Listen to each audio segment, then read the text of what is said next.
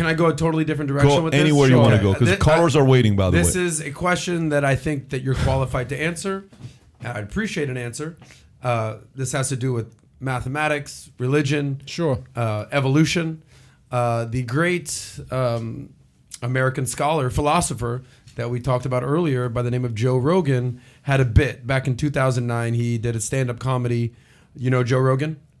By name. Okay. He sends his regards.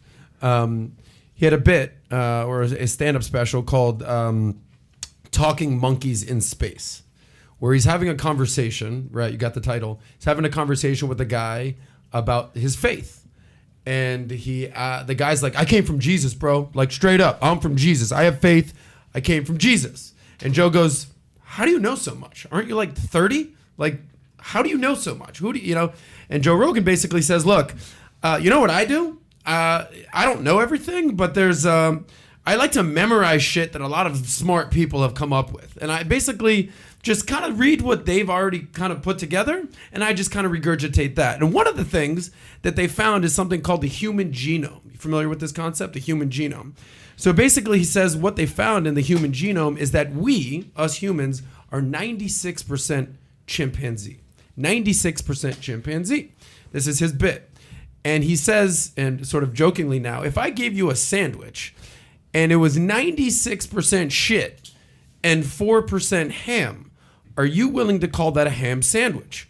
And basically saying, we're monkeys, bro. We're freaking monkeys flying through space.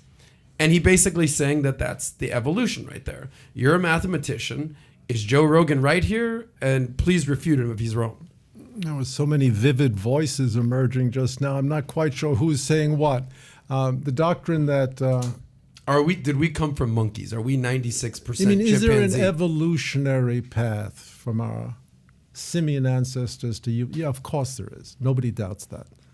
Some people do doubt that. That's why I'm asking. Not here. Okay. We're not about to You're doubt taking that. a stand and saying that we did come from apes. But that's uncontroversial. Whoa, it is, though, I feel. No. So you're wrong. taking a stand and saying that we did come from apes. You're wrong. It's not controversial. Nobody, when pressed, will really deny. Because you have to endow come from apes with a certain amount of content.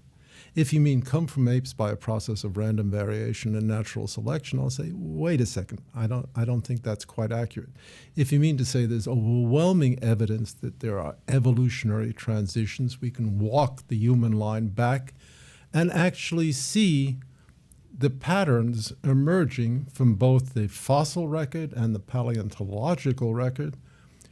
Of course that's true. There is no evidence that it is anything other than that, which is perfectly compatible with the doctrine of creation, by the way.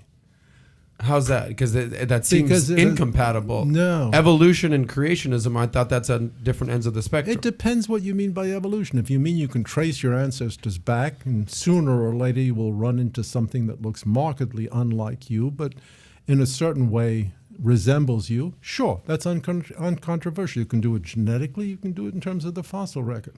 If you mean, on the other hand, that at a certain point something new emerged for which we have very little understanding, that too can be argued.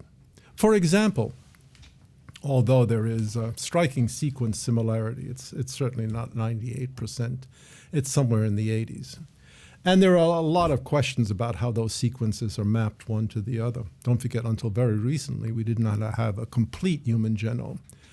But if you look at human beings, and you look at our presumptively nearest ancestors, there's an unfathomably large distance between us. Unfathomably large. We are completely different. We have properties not seen in the rest of the animal kingdom. We have behaviors not seen in the rest of the animal kingdom. We have a cognitive apparatus that's not seen in the rest of the animal kingdom. So on the one hand, yes, I can go backwards progressively, chasing ancestors and saying, well, there's a line of derivation that makes perfect sense. No point in disguising that. But at the same time, when we reach the stage of human beings, there's an explosion of very interesting and very isolated properties. Both those things are true. If you enjoyed this short clip, click over here to watch another short clip. And if you want to watch the entire episode, the entire podcast, click here.